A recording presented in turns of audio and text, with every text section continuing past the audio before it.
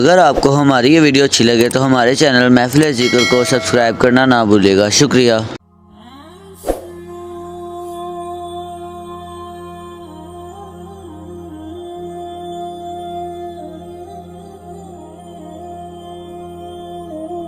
میرے بھائی، قرآن مجید میں اللہ تعالیٰ نے نبی پاک صلی اللہ تعالیٰ علیہ وسلم کی بڑی شانیں بیان فرمائی ہیں۔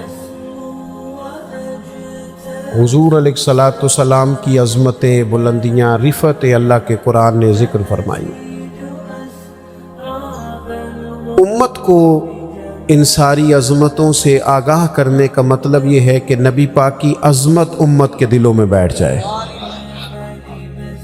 جب کسی کو انسان بڑا عظیم جانتا ہے نا تو پھر اس کے طریقوں پر عمل کرتا ہے، پھر اس سے محبت ہو جاتی ہے۔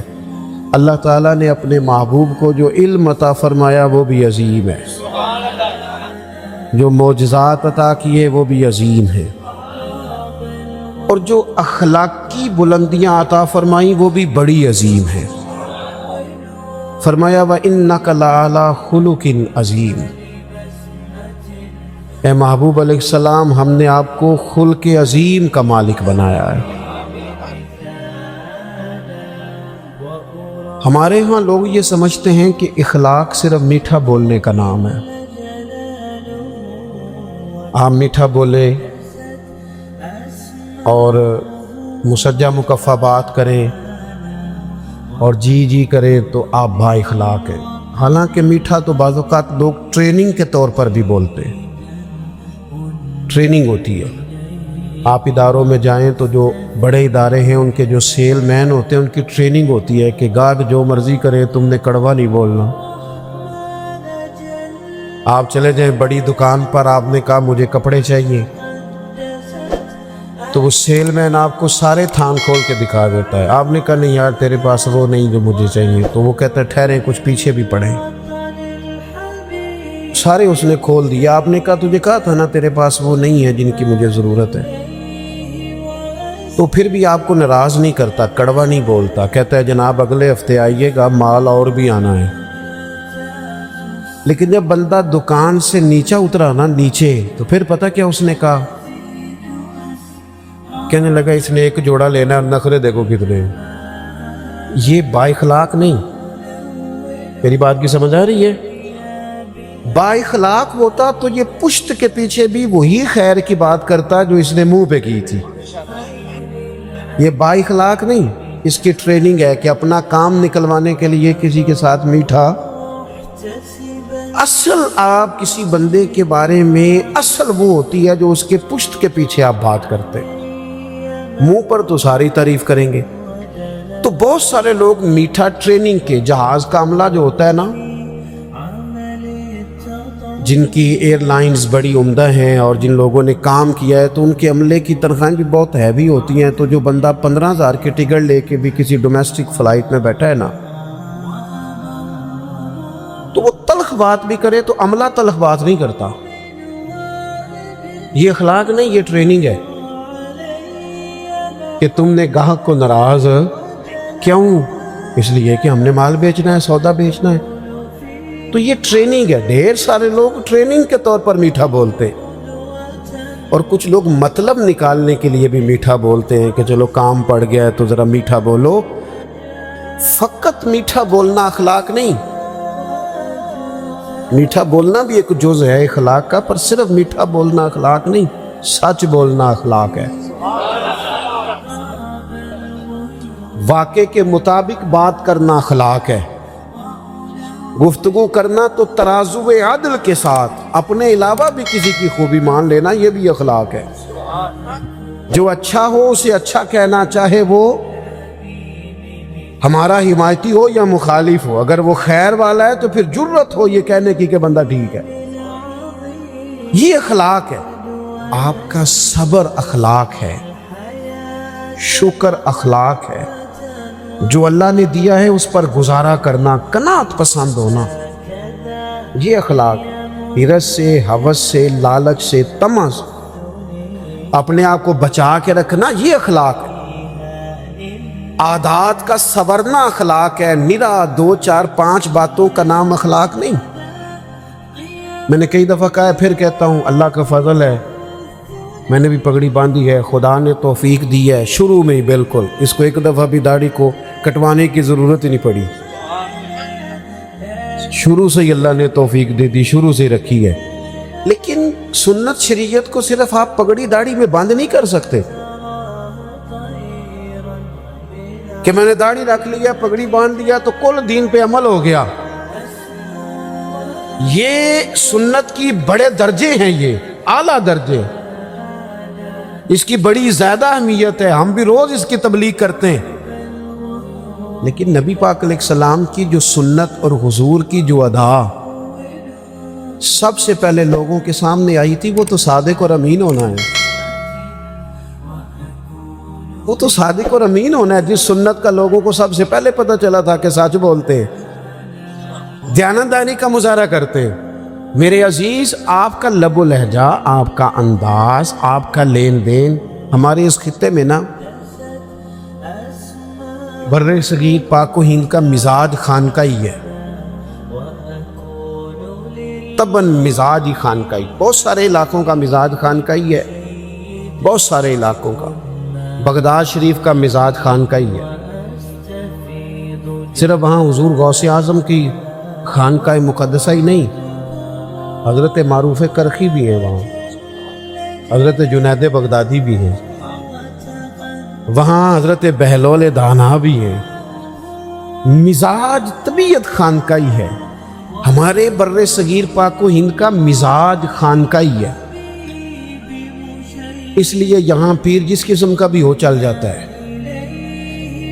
جس قسم کا، چونکہ مزاج خانقاہی ہے نا، جس قسم کا بھی ہو وہ، کیونکہ پیر طریقت لکھا ہونا شرط ہے، چل جاتا ہے۔ مولوی صاحب نے نماز پڑھانی ہو تو چلو 10 صورتیں تو آنی چاہیے نا اسے، کچھ نہیں تو 10 صورتیں تو آئیں نا، لیکن پیر سے یہ بھی نہیں پوچھتے کہ تینوں کو 10 آندیاں نے کہ نہیں۔ ایک جگہ میں گیا تو میں نے ان سے کہا کہ یہ پیر صاحب، اب گفتگو ختم ہو گئی تو پیر صاحب دعا کر دیں گے، کہنے لگے ہمارے پیر صاحب دعا نہیں کرتے، تقریر بھی نہیں کرتے۔ میں کہہ لوں آندی نہیں ہے، کسی مدرسے پاؤ، آندی سے ضرور کرنی سی، مطلب کوئی کرائیٹیریا تو ہونا یار، اتنا زیادہ تو نہ اپنے آپ کو نیچے لے جائیں کہ کوئی حال ہی نہ ہو، جو آپ جس کو مرضی آپ کوئی دنیا میں کرائیٹیریا مقرر کریں کسی چیز کا بھی، وہ بڑے نے جی اب نہ نکالیے گا پیسے، اب میری بات سنیں، اللہ جزائے خیر دے۔ دوست، اخلاقی رویوں میں مضبوطی لانے کے لیے ہمارے صوفیاء نے، یہ مزاج صوفیانہ ہے یہاں، اب یہ تبلیغ تو یہاں صوفیاء نے کی، دین انہوں نے پھیلایا، لیکن جو تعارف ہے نا مذہب اسلام کا ہندوستان میں، تعارف وہ تاجروں نے کرایا ہے۔ یہاں سب سے پہلے جو لوگوں کو تعارف ہوا نا مذہب اسلام کا، قرآن کا، نبی پاک علیہ السلام کا، وہ تاجروں کے ذریعے ہوا ہے۔ جب بحری سفر شروع ہوئے تو ہندوستان کے تاجروں کے، عرب کے تاجروں کے ساتھ لین دین کے معاملات شروع ہوئے، یہاں کی چیزیں وہاں بکنے لگی، وہاں کی یہاں بکنے لگی، لین دین ہونے لگا۔ تو یہاں کے لوگوں نے یہ دیکھا کہ عرب شریف کے جو تاجر ہیں وہ جو کہتے ہیں وہی کرتے ہیں، لین دین کے معاملات میں بڑے کلیئر ہیں، صاف ہیں۔ ان کا وہ مزاج کی نفاست دیکھ کر یہاں کے لوگوں نے پوچھا تم کس دین کے ماننے والے ہو؟ تو جب یہ پوچھنا پڑا کہ یہ جو تمہارا لہجہ ہے، یہ جو تمہارا معاملات ہیں، لینے دینے کا صفائی ہے، کس مذہب سے تمہارا تعلق ہے، اتنا اعلیٰ اخلاقی رویہ، تو عرب تاجروں نے کہا ہم رسول رحمت کے دین کے ماننے والے ہیں۔ آپ جب تک اپنے اخلاقی رویوں میں تبدیلی نہیں لاتے، مزاج میں تبدیلی نہیں لاتے، ہمارے حضرت صاحب بڑے جلالی ہیں جی، کس بنیاد پر جلالی ہیں؟ تاجروں پر جلال کرتے، کروڑ پتی بندے پر جلال کرتے، کس پر جلال کرتے؟ ماڑا مرید آ گیا نا بیچارہ، جس نے دینا کچھ نہیں، اور ویسے بھی نفسیاتی ہے، تھوڑا دکھی زیادہ ہے، کاروبار نہیں چلتا، روز یہ آ جاتا ہے وظیفہ دسو تویز دو، اس پر جلال آتا ہے، وہ اچھا نہیں لگتا، وہ برا لگتا ہے، اس کو ڈانٹ دیتے ہیں۔ وہ جلالی پیر تو تھے وہ کہ جن کو لوگوں کی غلطیوں پر، ان کے بار بار گناہ کے اصرار پر جلال آتا۔ وہ کون تھے؟ وہ حاجی ابو داؤد محمد صادق جیسے لوگ، جو جلال کرتے تھے کس بات پر کہ تو نے داڑھی کیوں نہیں رکھی، تو سنت پر عمل کیوں نہیں کرتا، یہ تھا جلال، اس کی سمجھ آتی ہے۔ لیکن آپ کس جلال کی بات کر رہے ہیں؟ اخلاقی رویوں کی مضبوطی، آپ کا اٹھنا بیٹھنا، لینا دینا، معاملات زندگی، اس میں نفاست ہو۔ ہمارے ہاں اخلاقی رویوں کی سب سے زیادہ ضرورت گھروں کے اندر ہوتی ہے، اور ہمارا حال یہ ہوتا ہے کہ باہر ہمارا رویہ بالکل ٹھیک ہوتا ہے اور گھر میں ہماری طبیعت بڑی سخت ہوتی ہے۔ حالانکہ سب سے زیادہ ضرورت گھر والوں کو ہے۔ اب وہ جاج صاحب جو ہیں، جو گھر جاتے ہیں تو ان کا دل کرتا ہے گھر والے بھی کوئی فیصلہ ہی کرا لے مجھ سے، کوئی مقدمہ سناؤ تمہارا فیصلہ کرو۔ اور ٹیچر صاحب کہتے ہیں میں گھر جاؤں تو میرا دل ہے سارے کتابیں نکالیں، کوئی سبق پڑھ لیا جائے۔ علامہ صاحب، مفتی صاحب، پیر صاحب، ان کو عادت ہوتی ہے ادب کرانے کی، جوتے کوئی دوسرا ہی اٹھاتا ہے اکثر، تو ان کا بھی دل کرتا ہے کہ جب میں گھر جاؤں نا بس سارے اٹھ کے کھڑے ہو جائیں۔ او بھائی، یہ ساری آپ کی جتنی بھی اللہ نے اعزازات دیے ہیں یہ گھر کے باہر ہیں، گھر کے اندر تو آپ بیٹے ہیں کسی کے، بھائی ہیں کسی کے، شوہر ہیں کسی کے، بیوی منتظر ہے، اس نے سارے دن کی باتیں آپ سے کرنی ہیں، وہ سب سے زیادہ خیر کا آپ کو جانتی ہے، لیکن آپ کہتے ہیں میں تھکا ہوا آیا ہوں، تو نے بات شروع کر دی ہے۔ تو باہر تو آپ گپے مارتے ہوئے آ رہے ہیں، یاروں سے دوستوں سے روٹیاں کھائیں، دعوتیں کھائیں، ادھر گئے، اور گھر آپ کو کہا 10 منٹ بعد سن لے، تو اول تو جناب کا موڈ ہی ٹھیک نہیں، اور اگر ٹھیک ہے تو آتے ہی موبائل کھول لیا ہے۔ کس کو بات سنائیں؟ اخلاقی رویے کی سب سے زیادہ ضرورت آپ کے گھر میں ہے۔ اللہ تعالیٰ نے سب سے زیادہ ذمہ داری آپ کی لگائی ہے۔ سنو میرے محبوب کا اخلاق کیا ہے۔ سیدہ طیبہ طاہرہ ام المومنین حضرت عائشہ صدیقہ، صدقے ان راہوں کے جہاں سے ہماری ماں چلا کرتی تھی، اس خاتون کے کیا کہنے کہ جن کے گھر آ کے رسول کریم سکون اور آرام محسوس فرماتے تھے۔ حضرت عائشہ صدیقہ رضی اللہ تعالیٰ، حضرت عائشہ صدیقہ کہتی ہیں ایک دن حضور مجھ سے فرمانے لگے، ضروری نہیں کہ کوئی بندہ باقاعدہ شکایت کرے، آپ لبو لہجے سے تو بھی سمجھے نا، آپ انداز سے بھی سمجھے نا کہ بات کہاں پہنچ گئی ہے۔ حضور ایک دن فرمانے لگے، یہ ذرا بات کو سمجھنا، ایسا نہیں کہ کوئی شکایت ہوئی، کوئی بات ہوئی، کچھ کہنا پڑا، کسی کو بتانا پڑا، حضور خود فرمانے لگے۔ کریم محبوب علیہ السلام فرمانے لگے، عائشہ ایک بات کروں تم سے؟ یا رسول اللہ کیجیے۔ فرمایا جب آپ مجھ سے ناراض ہوتی ہیں تب بھی مجھے پتہ چل جاتا ہے، اور جب آپ راضی ہوتی ہیں پھر بھی پتہ چل جاتا ہے، مجھے پتہ چل جاتا ہے۔ حضرت عائشہ صدیقہ کہتی ہیں میں تو چاقو چوبند ہو گئی، آنکھیں کھل گئی، حضور یہ کیا بات ہوئی، کیسے؟ حضور فرمانے لگے بتاؤں پھر؟ عرض کی یا رسول اللہ میں اور آپ سے ناراض، بتاؤں پھر؟ یا رسول اللہ بتائیے۔ تو ذرا یہ بات سمجھنا، اگر آپ یہ ایک بات سمجھ گئے تو ہمارے یہاں جمع ہونے کا مسئلہ حل ہو، مقصد حل ہو گیا۔ حضور فرمایا یار ضروری ہے کہ کوئی احتجاج ہی کرے تو بات سنی جائے، اپنے ارد گرد والوں کے جذبات کا بھی تو خیال رکھو نا، وہ کیا سوچتے ہیں کس دکھ میں، ضروری ہے کہ بہت رو کے ہی بتایا جائے تو ہم مسئلہ حل کریں۔ کریم محبوب فرمانے لگے عائشہ سنو، کبھی کبھی قسم اٹھاتی ہو؟ یا رسول اللہ اٹھاتی ہوں۔ فرمایا جب خوش ہوتی ہو نا، مجھ سے راضی ہوتی ہو، تو پھر کہتی ہو مجھے محمد عربی صلی اللہ علیہ وسلم کے رب کی قسم،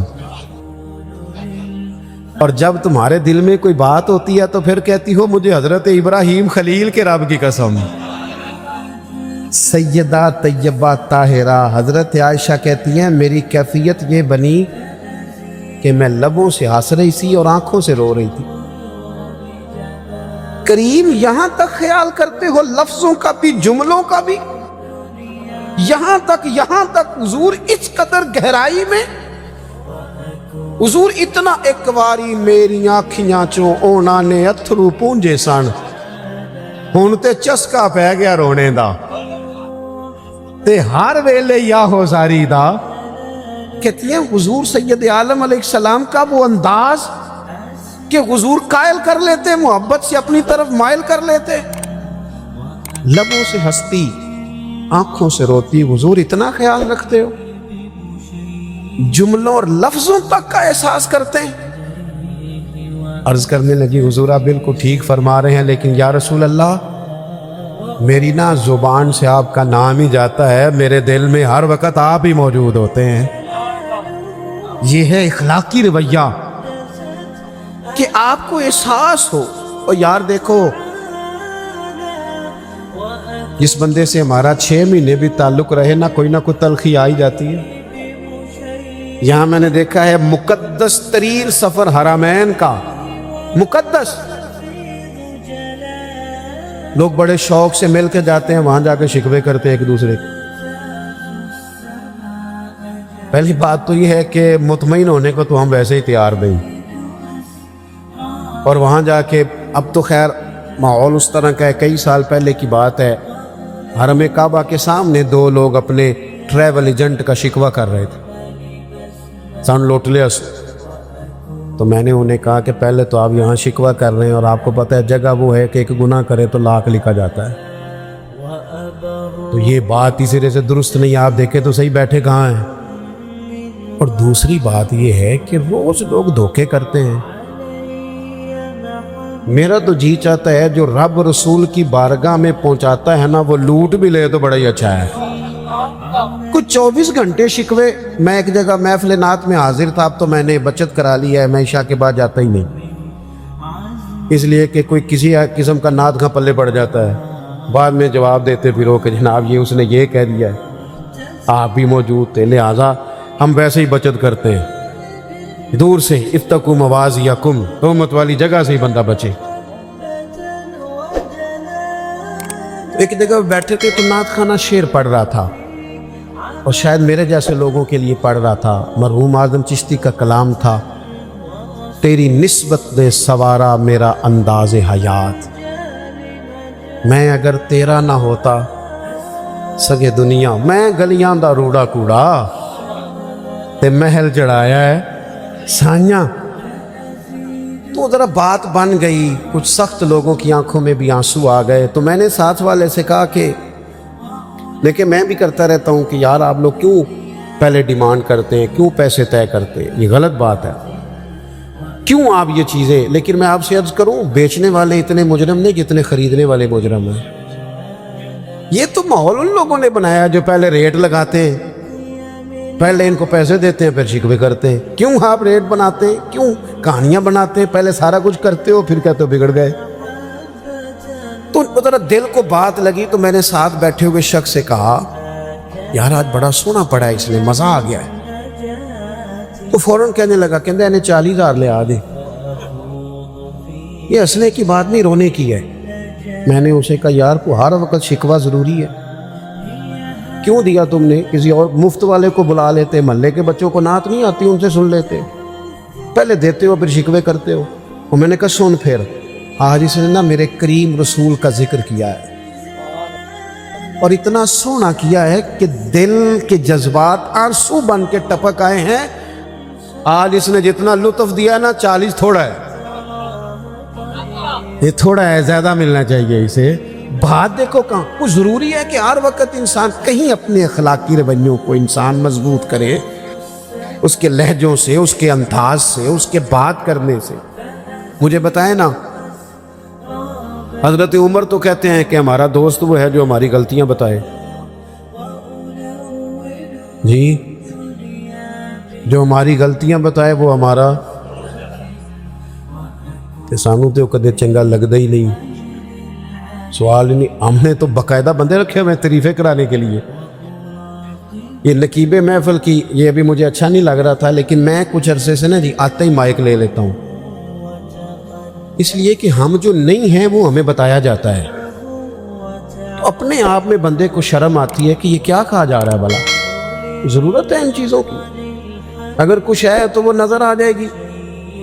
لیکن یہ کہانیاں بنانا کہ فلانے صاحب آ گئے کیا ضرورت ہے اس بات کی؟ کوئی حاجت نہیں. اس سے انسان کمزور. اٹھ بلیا، اٹھ بلیا، وہ چلو تھے وسیے جتھے وس دینی سارے انے، نہ کوئی ساڈی ذات پچھانے نہ کوئی سانو منے. کبھی تو انسان نکلے نا کیمرے کی آنکھ سے باہر، وہ حقیقت کی زندگی میں بھی آئے نا. حضرت عمر رضی اللہ تعالیٰ عنہ بڑے آدمی تھے نا، پر یہ اخلاق ہے کہ حضرت سلمان فارسی ملنے آئے تو کہنے لگے میرے اندر کوئی غلطی ہے تو مجھے بتا کے جانا، سارے میری تعریفیں کرتے رہتے. یہ اخلاق ہے.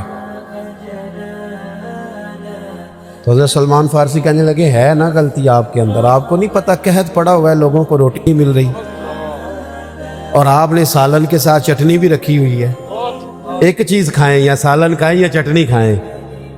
تو حضرت عمر کیا کہنے لگے رب تیرا بھلا کرے، تو نے عمر کی اصلاح کر دی، اللہ تجھے بہترین جزا عطا فرمائے. یہ تربیت ہے، یہ مزاج، یہ اخلاق ہے. یہ مت سمجھیں کہ نیرا تھوڑی دیر میٹھا بولیں، جناب روٹی کھانی ہے، جناب کھانا کھانا ہے، تو واپس آ کے بڑا با اخلاق ہے جی سانو بڑا پروٹوکول دیتا سو. او بھائی یہ تو بھالوں کا ضرورت کے لیے کرتے ہیں لوگ. آپ کے لہجے میں حسن تب آئے گا جب آپ اخلاق کی اصل پوزیشن کو سمجھیں گے. بس میں بات سمیٹنے لگا ہوں. حضور نے ایک بہت بڑا اخلاقی رویہ بتایا ہے. زندگی میں ضروری نہیں ہوتا بندہ سب جگہ کامیاب ہی ہو. نوجوان ذرا غور کریں میری بات پر. میدان میں رہنا شرط ہے، جیتنا شرط نہیں. جتنے انبیاء کرام علیہم السلام دنیا میں آئے سارے کامیاب ہو کے گئے، لیکن کسی کا کلمہ 4 لوگوں نے پڑھا ہے، کسی کا 6 نے پڑھا ہے. ڈیوٹی کتنی ہے؟ 950 سال. کلمہ پڑھا 6 لوگوں نے، پر نبی کامیاب ہو کے گئے. کیوں؟ کہ رب نے جو ڈیوٹی لگائی تھی وہ ڈیوٹی انہوں نے پوری کی ہے. ان کے ذمے ڈیوٹی لگائی گئی تھی. ان کے ذمے ہزاروں لاکھوں کا مجمع جمع کرنا.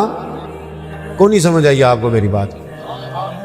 ہم نہ جیتنا چاہتے، ہمیں لازمی طور پر نتیجہ اپنی مرضی کا چاہیے.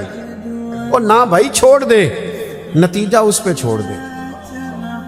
جو لوگ سب سے پہلے جنہوں نے خون دیا تھا نا اسلام کی بنیاد مضبوط کرنے کے لیے، سب سے پہلا خون، وہ بدر کے 14 شہید ہیں. نام بتاؤ ان کے، بتاؤ نام کیا ہے؟ اسلام کا رعب جو پوری دنیا میں بیٹھا ہے وہ بدر کے لوگوں کی وجہ سے ہے جو میدان بدر میں گئے.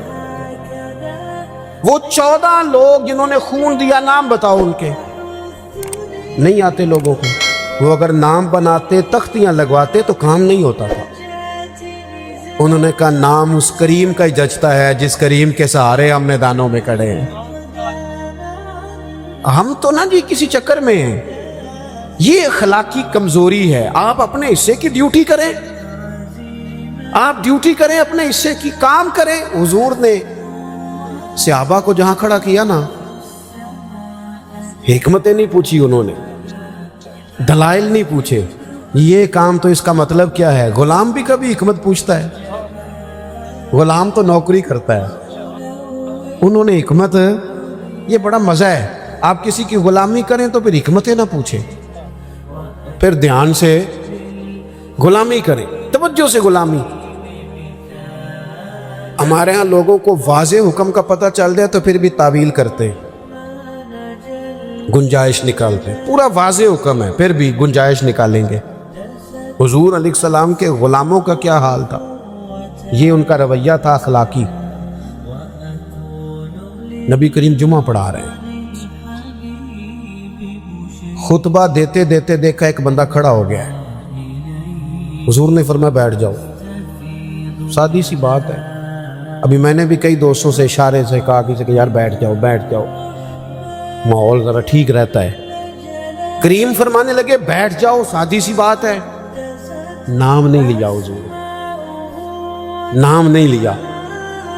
यहाँ तो नाम लेके कहता है ना वालिद, बेटा ज़रा मुझे पानी पिलाना, नाम लोग कहता अब्बा जी छोटे को कह दे। हज़रत शेख अबू मुर्ताइश एक सूफ़ी गुजरे हैं, साहिब रुसाला कुशैरिया ने उनका जिक्र किया। वो कहते हैं मैं हज पे जा रहा था, मेरा नफली हज था, तो लोग जमा थे, नारे शारे लग रहे थे।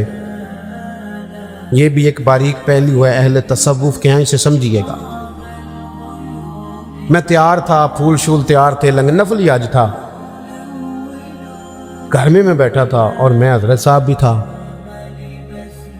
ये भी बड़ा मसला होता है, ये बड़ी बीमारी होती है, इल्ला माशाअल्लाह। कहते मैं शेख भी था, तो घर में बैठे बैठे ना मेरी अम्मा जी ने ना मुझसे पानी का गिलास मांगा। अब हज आजकल का नहीं, हज उम्रा आजकल के हज से भी लोग बड़े परेशान होते हैं, कहने लगे देखो जी बड़ा थक गए। हालांकि घर से गाड़ी में बैठते हैं, एयरपोर्ट पे साफ सुथरे कपड़ों में, जहाज़ में खाना मिलता है, वहाँ नीचे उतरते हैं तो फिर गाड़ी खड़ी है। लेकिन आप पूछ ले, टेंशन बड़ी है, परेशानी बड़ी है, पता नहीं किस बात की है, अल्लाह जाने क्या है। उस वक़्त आज क्या था, 6-6 महीने का पैदल रास्ता, खुद खाना साथ लेके जाना है, पका के खाना है, खैमा साथ है, जहां रात आएगी लगा के सोना है, लेकिन लोग जाते थे। शेख अबू मुर्तश कहते मुश्किल तरीन हज, मेरी तैयारी, नारे लग रहे हैं और फूल आ रहे हैं और हालात और हैं। घर में बैठा था, कल परसों मैंने हज पे जाना है।